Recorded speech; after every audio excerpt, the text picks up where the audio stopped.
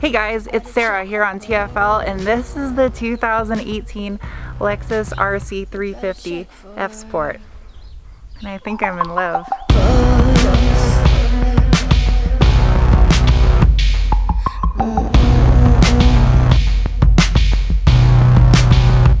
All the bad things love can bring, all in the blind spot that we don't see. Wipe the dirt from your face. Flare yellow. Hands down the best color choice for this car. Yellow is definitely a love it or hate it kind of color, so some of you are going to agree and some of you are going to go blah. But I have to say, if you're going to get a Lexus RC, you can't go wrong with this color. Like all the other Lexus models, the RC utilizes this aggressive I'm going to eat you front end, which I personally like. The optional triple beam LED headlights are accented with these Nike swoosh looking daytime running lights that you see on other Lexus models. While I'm a huge fan of the orange painted brake calipers, I definitely have to say from a detailing standpoint, they look like a nightmare to keep clean. I don't know what it is about this angle, but the first thing I thought when I saw it was, hey, that kind of looks like the 86. Back of this car though, Lexus, you missed out. I don't know why you didn't call it the Lexus RCC 350, because this thing is clearly thick with two C's.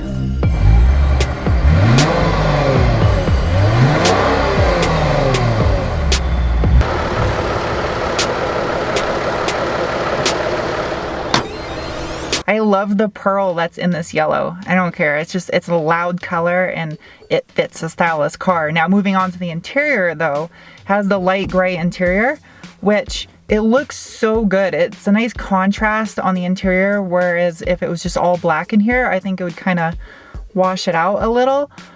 But keeping this interior clean, I feel would be a chore.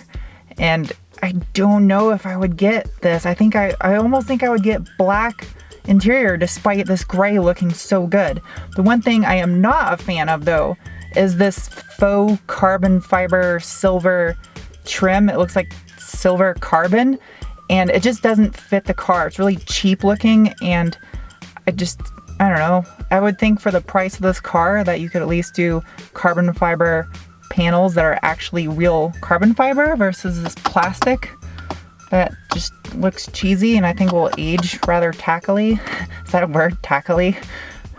I'm going with it. Tackily. The center screen for the infotainment center is so cool looking. It almost looks like there's a tablet just wedged into the dash, and I tried sticking my fingers behind it. There's actually nothing behind there, but it looks like it. And there's so much symmetry in this interior, the way it flows with the shape of the center console and that Lexus clock that is right in the center. It looks like a wristwatch, and it's just so classy inside this car. I really like the interior. It's a good looking car on the inside. Now I know a lot of people are not a fan of the Lexus mouse pad, touchpad thing in the center, which in the last Lexus I reviewed, I actually said I didn't mind it and I actually found it very easy to use. I'm going to stand by that statement. I think it is not difficult to use and I actually liked it. It works well. That's just me though. The button placement on the interior is smart and there's not an overabundance of buttons everywhere that makes it really confusing to learn how to operate all the features inside this car. I found the drive mode selector knob to be perfectly placed. It's right next to the shifter and it has your traction control and snow button, which I guess you could drive this car in the snow. I think it's too nice of a car to ruin driving in the snow. The back seat in this car is pretty much pointless. I can't even stick my hand behind the front seat and the bottom of the back seat right now, and it's in the same position I would have it if I was sitting in the passenger seat. So the back seats on this car are just kind of for storage or very tiny children. I don't know, I'm not even climbing back there. It's a pointless back seat. I found it really odd. My favorite feature for the interior of this RC350 is the rear view mirror. It's a pretty rear view mirror. It almost looks like it has no edge to it and the border is gray and it's auto dimming and it has your home link and it's just a pretty rear view mirror. There's a lot of features in this interior that are just pretty. The Mark Levinson audio system, I hands down enjoyed it in the LS500H review I did, and I still love it in this RC350. It sounds incredible. It really does. And it has enough bass to vibrate your rearview mirror so you can't see anything out of it. What? I'm just saying.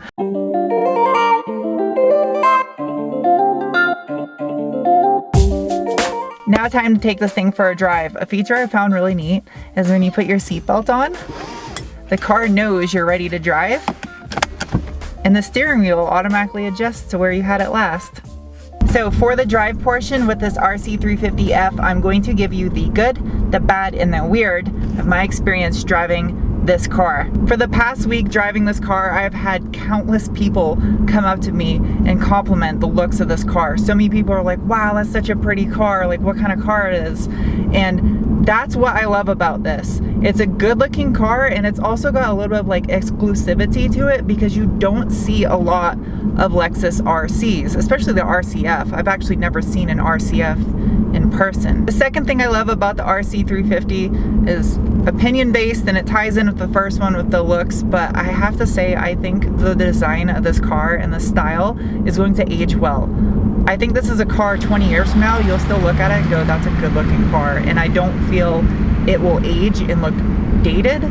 But again, that's just me. I have a funny feeling this is just gonna stay a relevant and good looking car for a long time. The third thing I love about the RC350 is I have a feeling this will be an amazing platform to modify. But with that said, we're gonna tie into the bad.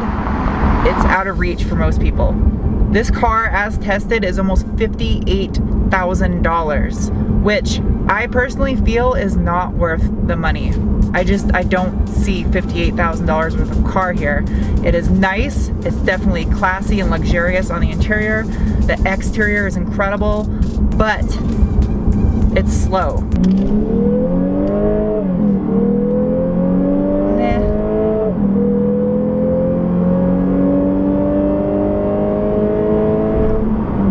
Good upper end power, I'll give it that. It pulls really hard in the upper end, but down low it's just kind of it needs like an extra 50 horsepower. Lexus, make the RC350 350 horsepower and make the RC300 300 horsepower. Makes sense when you can get the base model Mustang with the EcoBoost and they're 300 horsepower. The second thing I dislike about the RC350 is this plastic cover that goes over the gauge cluster. Right now I can see the shadow of the side window of the car, and then when I pass things I see them go across this plastic panel, and it's just kind of distracting. You can read the gauges just fine, it's just I don't see the need to have that clear panel in front of the digital gauge cluster.